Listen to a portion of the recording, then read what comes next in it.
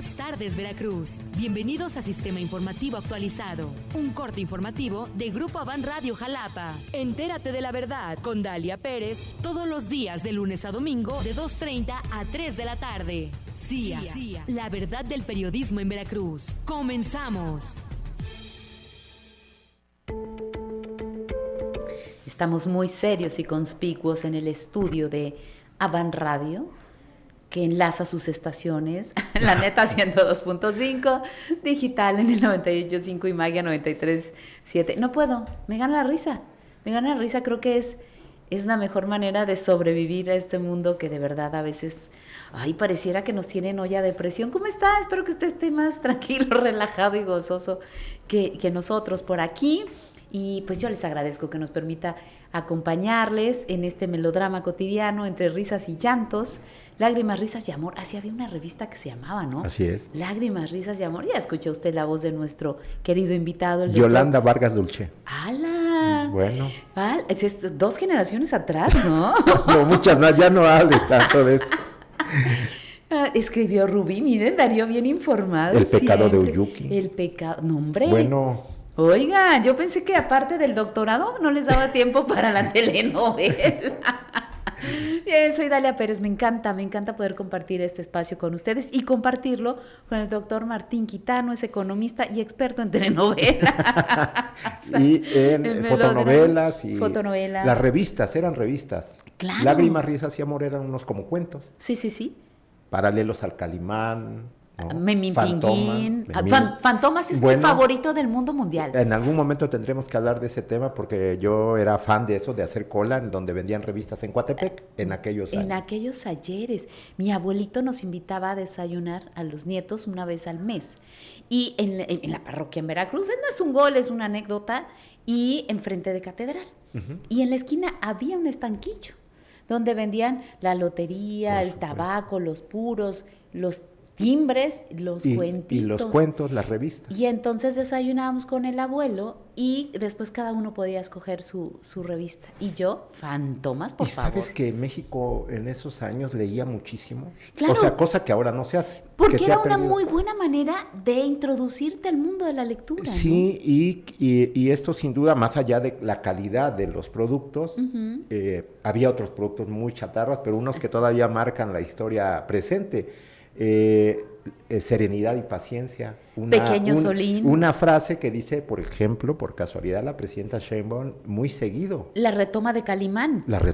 ¿Cómo? ¿No es original suya? No, pero por supuesto que no. ¿Y no le da el crédito a Calimán? Debería de dárselo. ¿Aquí quién escribió Calimán? Híjole, no me acuerdo el nombre. ¿verdad? Sí, lo tengo. Darío, por favor, sé que tú lo sabes. Lo tengo por ahí en el fondo. Googleando ahora mismo, Darío. Calimán y fue uno de los héroes mexicanos junto con el santo más reconocido. Sí, y para mí más heroína la Borolas. ¿Cómo soportar esa familia burrón? La familia burrón es de lectura obligada ahora, ayer y mañana. Modesto Vázquez González, gracias Alexis, gracias Darío, escribió Calimán, que ahora está saliendo nuevamente y que yo creo que hay que retomar y hay que... Hay su versión para radio también, ¿no? Bueno, hubo la versión para radio donde la voz de Calimán era Luis Manuel Pelayo. Oye, es que tú eres una chingada biblioteca. Perdón por el biblioteca. Solín era Luis de Alba. Luis de Alba. Jovencito. Ajá. Y pues eran los que nos llevaban a imaginar el Egipto, ratón jarocho. Las maldades de muchos de los villanos de aquel momento, de Calimán, y yo creo que nos hacían pensar mucho también. Nos estimulaban el imaginario, ¿no? Muchísimo. Fíjate que yo, a partir de Fantomas, me enamoré de... Bueno, yo siempre he estado como muy en el contexto del arte, pero me enamoré de los museos, de las piezas de arte, de todo el valor que hay detrás de ella y cómo se vuelven objetos de deseo. Sí, bueno, además las imágenes eran perfectamente hechas para generar un imaginario también muy poderoso para los jovencitos, para los adolescentes y para los adultos. Eran figuras muy elaboradas. Ya no hablemos de Lágrimas, risas y amor con Rarotonga, que es un clásico, ¿no? Claro, con su afro soso. Así es, y sus tigres, su pantera. Bueno, un gran Okay, ya estamos haciendo el programa de otra cosa. Cuando tenemos dos temas, yo creo que agobiantes, los dos, uno de carácter nacional y el otro mirar un poco la condición de la discusión geopolítica que conllevan estos momentos y que están generando un nivel de incertidumbre mayor para la humanidad respecto de lo que está sucediendo perfectamente en Irán, pero todo en el Oriente Medio, que es guerra, que es violencia del nivel más brutal y que lo estamos mirando en primer momento, mirándolo en vivo y en directo. Y que ya no nos sorprende. Ya no nos sorprende, a eso quería llegar. Ya no nos sorprende. No vemos como una película. Como una película. No me toca, no me afecta, no me compete. Hasta ayer que hablo por teléfono con un amigo y me dice, es que mi familia iba a una boda a Dubái, porque se casa con una persona de aquel contexto también, y pues ya todos como muy enfilados para ir a la boda y que los padres les dice, ¿cómo creen? ¿Ya reflexionaron en los riesgos de ir a una boda en Dubái en este momento? Los niños se quedan cuidados con los abuelos y demás, pero ¿y van a regresar los papás que fueron a esa fiesta? Bueno, creo que cupo más la razón, la prudencia en los novios que se vieron llevados a cancelar. Y esto es un dato frívolo, pero hay datos de ciudades, embajadas, escuelas, personas, turistas en tránsito, instalaciones estratégicas, hospitales, en fin, como que vamos de lo menos impactante a lo más impactante, porque siento que es también ya un mecanismo de protección emocional, Martín. Sí, es como los médicos que ante las enfermedades de los pacientes se tienen que bloquear para no asumirlas y obviamente entrar en un proceso desgastante, aunque a muchos no nos guste luego la frialdad de un médico, por ejemplo. Pero aquí también los seres humanos tenemos eso como un mecanismo de defensa. Frente a lo que está sucediendo, a la tragedia, hay momentos de bloqueo. Pero esos bloqueos que no tengan que significar indiferencia. Hay que tener también sensibilidad de lo que sufren los semejantes, aunque no nos toque directamente, y hay que mirarlo en ese contexto de la humanidad. ¿Y cómo ha ido escalando? Porque cuando decimos, es que Israel y Palestina es algo que está tan normalizado, porque todo el mundo dice, tienen décadas, tienen siglos en ese tema. Tienen milenios en ese tema. Ajá. Pero no solo está en el papel y en los libros y en la historia, sino está en la incapacidad humana de sentarse a resolver conflictos. Y lejos de eso, a ir formando pequeños grupitos, pequeños equipos de gente extremadamente poderosa e insensible. Claro, mira, Dalia, se supone que la humanidad ha dado pasos civilizatorios en su historia. Eso es lo que suponemos. Y también unos de reversa. El argumento de que esto pues tiene 2000 años, no pasa nada, así se mataban hace 2000 años y se siguen matando ahora, creo que es una justificación muy pobre y además muy malintencionada para justificar que todo se vea normal. Y yo creo que precisamente pensando en el conflicto que está desarrollándose en estos momentos entre Estados Unidos, Israel e Irán particularmente, pero que ya están participando otros actores y que obviamente tienen impactos y repercusiones económicas, sociales, políticas. Particularmente a lo económico, te lo comento, el estrecho de Hormuz cerrado, bombardeado, donde el lugar donde pasa el 20% del petróleo mundial, uno de cada 5 barriles, uno de cada 5 barriles. Y esto afecta la economía mundial. Y muchos en México, por ejemplo, y viene la relación con ello directamente con nuestro país, están festejando que, bueno, pues al final de cuentas ya se subió el precio del petróleo, está por arriba de $100 o está por allí, y por lo tanto vamos a tener más ganancias cuando no dejan de mirar que el impacto que tiene sobre las gasolinas, por ejemplo, que nosotros importamos muchísimas gasolinas. Vendemos petróleo barato, que ahora va a ser tantito menos barato, pero vamos a comprar una gasolina todavía más estúpidamente cara. Claro, y no se compensan, salimos perdiendo, dicen los especialistas. Entonces, todo el conflicto hay que mirarlo en un contexto de preocupación, hay que tenerla. Creo que no es sano no tener las preocupaciones frente a lo que está sucediendo y en función de la escalada de incorporación de países al conflicto. Irán e Israel no han provocado ciertas cosas como presionando estas incorporaciones, bombardeando a países estratégicos que se estaban manteniendo al margen, esperando que esto no creciera. Sí, Irán bombardea las bases estadounidenses en el mundo árabe y ya están reaccionando los jeques, los referentes políticos de es control como del ir a mundo árabe. sacudir el avispero. Ya. Y además, fíjate que no reaccionaron frente al bombardeo directamente, reaccionaron frente al cierre, de alguna manera, que se establece en el estrecho de Hormuz porque les afecta directamente sus intereses económicos, directamente. O sea, la gente como que no les importó tantísimo, pero ¿cómo? No voy a poder vender no voy a poder hacer transitar mi petróleo, mi mercancía. Y ahí sí ya les y ahí dolió. sí ya tocaron cosas que obviamente si no se asume, que creo que no se mira, con una visión de Estado global, mundial,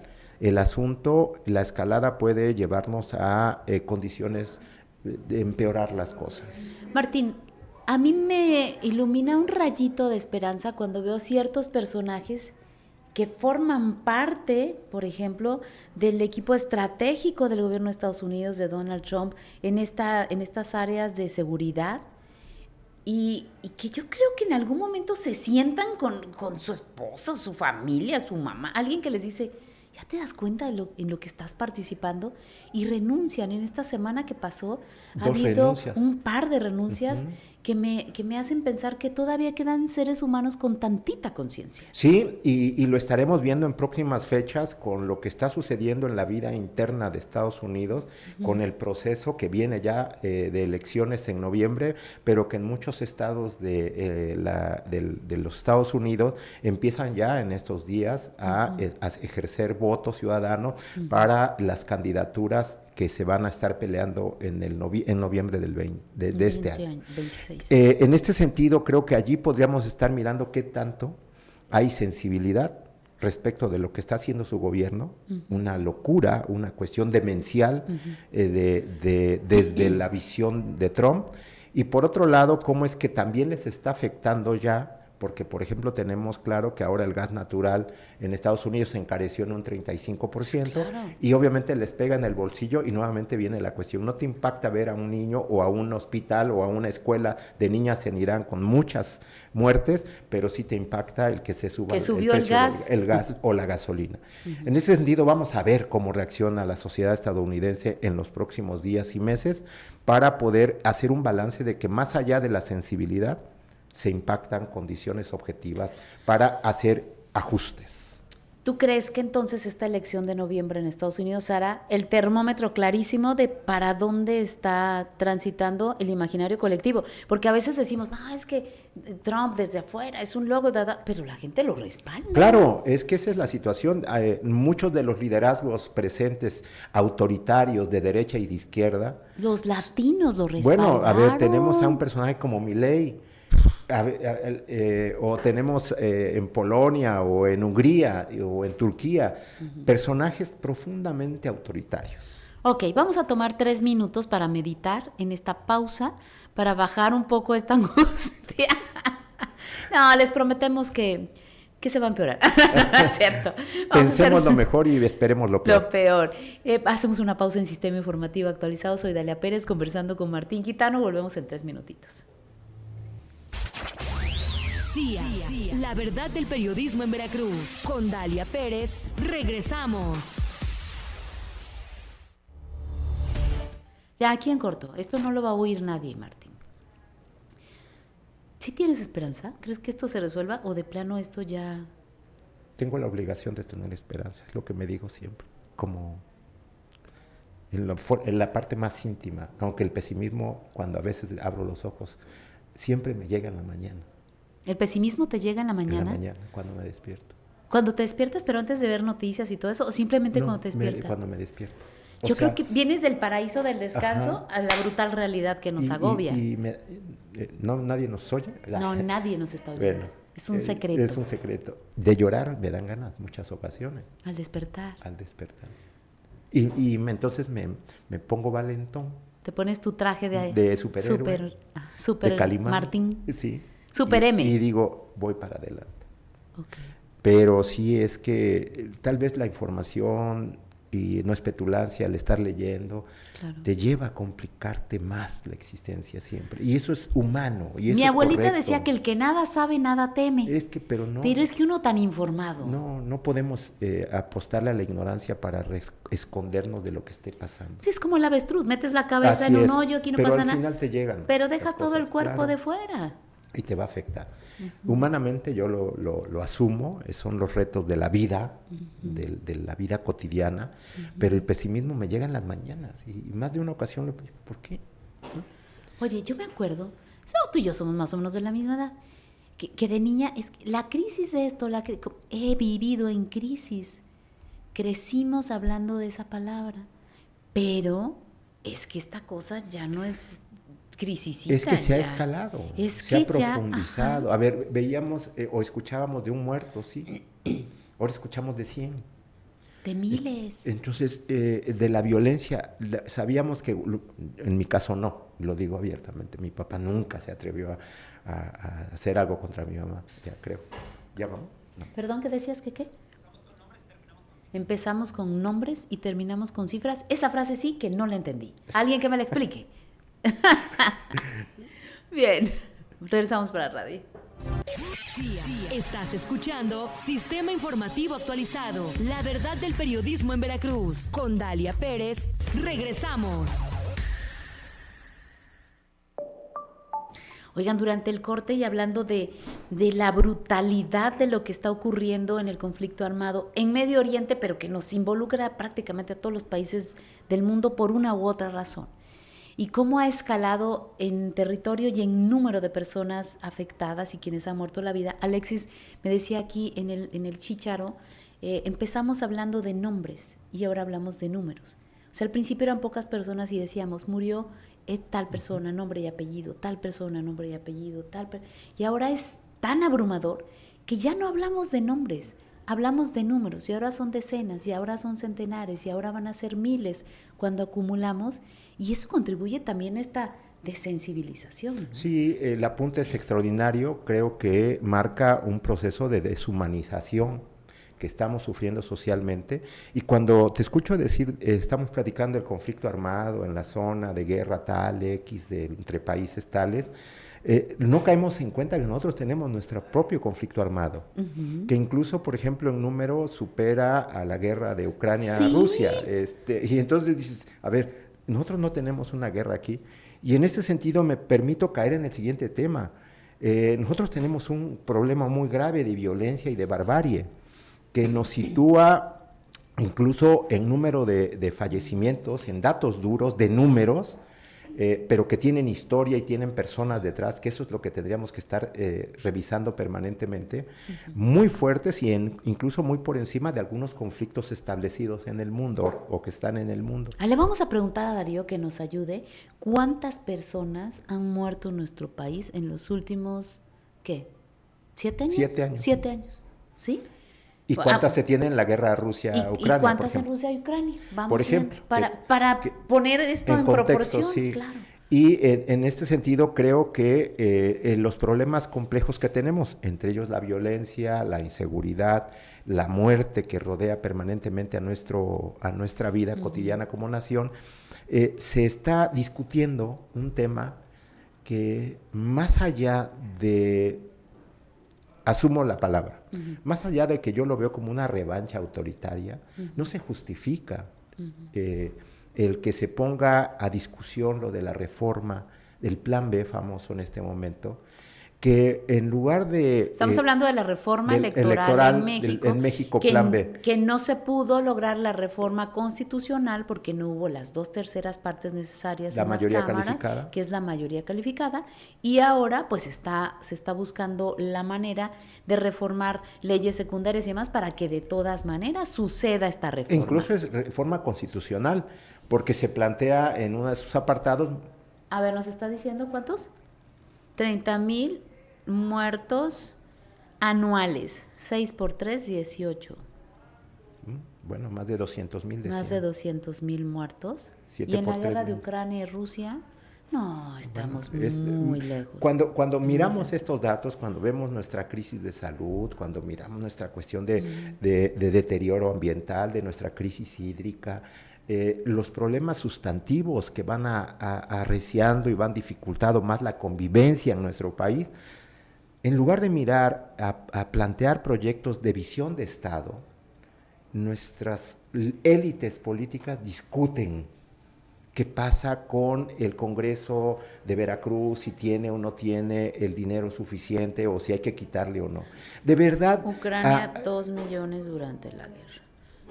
Es efectivamente cierto o necesario o verdadero el argumento de que la obligación del gobierno actual es establecer la austeridad y el ahorro con este tipo de iniciativas que al final de cuentas lo único que muestran es la visión centralista del gobierno federal que afecta al final de cuentas el pacto federal, la autonomía de las entidades y de los municipios. ¿Sabes qué pasa, Martín? Es que cuando a mucha gente le hablas del pacto federal, no le dice nada, no sabemos de qué estamos hablando. Bueno, pero eso ocurre con muchos temas. Claro, y también ocurre que en México solemos hacer esto que tú nos comentabas en el corte. Sé que todo está muy mal, que está complicado y elijo mejor inyectarme mi propio optimismo para salir adelante, porque si no yo creo que ya estaríamos en las calles, tomando las calles, haciendo mesas de discusión, de diálogo, haciendo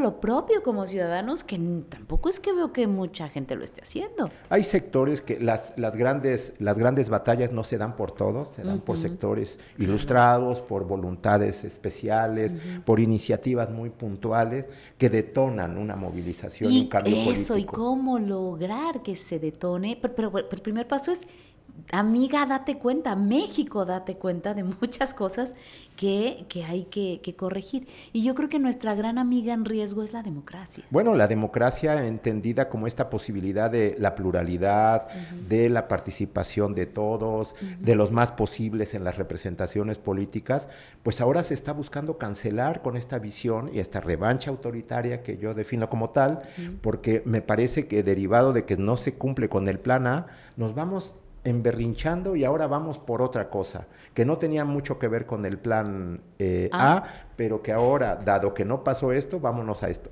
Ojo, si hay una reforma constitucional, el poner en la boleta del 2027 a la presidenta para una revocación de mandato, que por cierto nadie está pidiendo. Pero además ya no, le cambiaron el nombre, ya no aparece como revocación de mandato. No, que pueda ser... que ahora se llamará confirmación de mandato. Bueno, entonces es una aberración, porque si es una condición de la sociedad decidir en qué momento quita y pone, que es el argumento del grupo en el poder, decir es que nosotros nos asumimos con que el pueblo pone y el pueblo quita. Pero el pueblo no está pidiendo ahorita no eso. Está pidiendo eso, lo único que quieren hacer es utilizar una figura jurídica y un elemento de lucha de la izquierda histórica mexicana para poner en jaque los malos gobiernos, las malas representaciones políticas, para ponerla ahora al servicio de una visión de Estado de mantenerse en el poder.